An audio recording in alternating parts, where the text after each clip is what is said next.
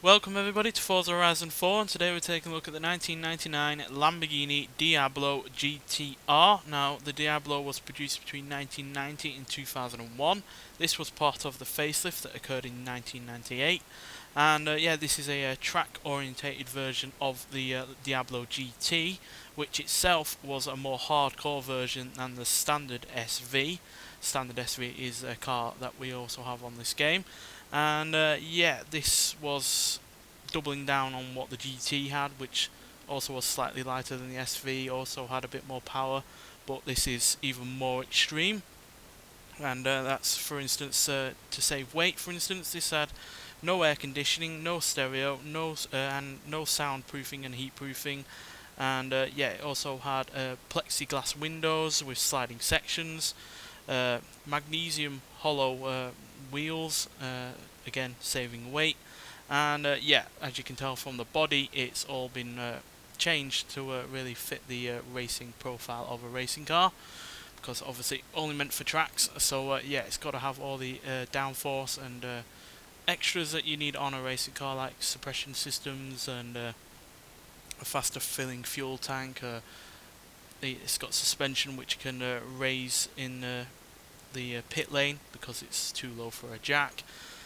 All sorts of stuff like that. But the main things that this has over the standard SV are less weight. It weighs 388 pounds less at 3,086 pounds, and more power, which is, yeah, the best part, quite frankly. And yeah, let's take a look. Have to climb in. Can we climb in? Yeah, we can. There it is. So yeah, the standard SV had a 5.7 litre V12, whereas this, as you can see, has a 6 litre V12, meaning it has 590 horsepower and 472 pounds-feet of torque. So that's 60 horsepower more than the SV and 26 pounds-feet of torque more as well. So when you combine all that extra power and torque, that means you've got not only a faster car in terms of acceleration, but with that lessened weight, you've also got a better handling vehicle that's also quicker as well. And yeah, as you can see from the interior, completely stripped out, nothing there whatsoever that is of use on a normal road. And yeah, no front boot either.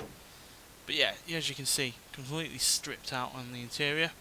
And yeah, it's another cool thing about this is, as you can see there on the coming from the wing mirror, is air intake flow, because obviously it's got no air conditioning anymore. So yeah, you could open them up to produce some airflow into the cabin to cool the driver and passenger down. But yeah, that will only ever be useful obviously when you're on the move.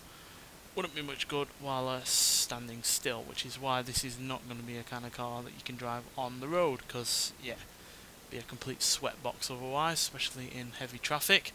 And yeah, 40 of these were produced in total, and 40 chassis as well, just in case any of these got crashed. And yeah, though I don't prefer the look of this to the SV, it's still a phenomenal car in terms of what it can do in terms of driving. Though quite frankly, it's a more fitting car to be on a Forza Motorsport game than a Forza Horizon game, because obviously this wasn't meant for the road. But yeah, it's still a great car, and it is nice to at least have this in this game. Nonetheless, let's get out onto the open road and see what it can do.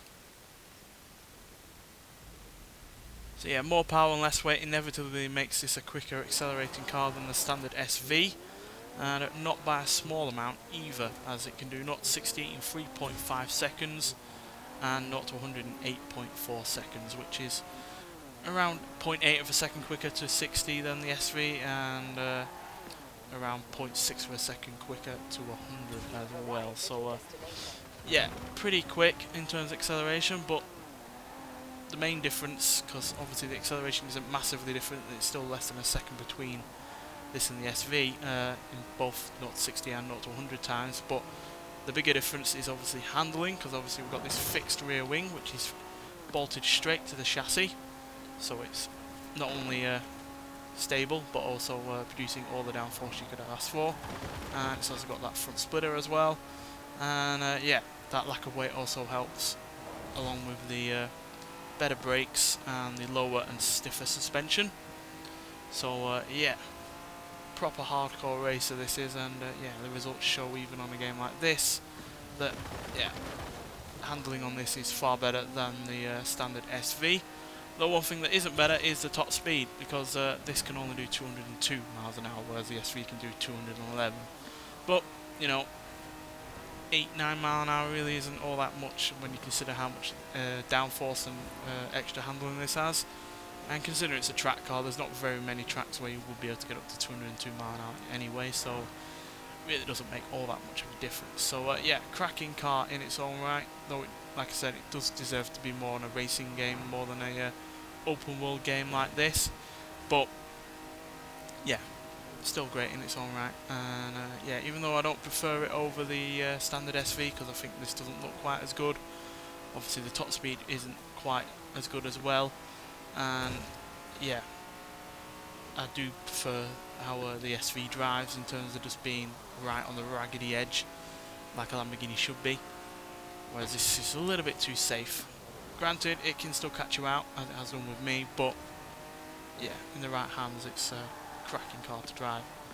But yeah, I do prefer the raggedy edged nature of the SV, quite frankly, because yeah, that is a cracking car in its own right, and easily one of my favourite Lamborghinis.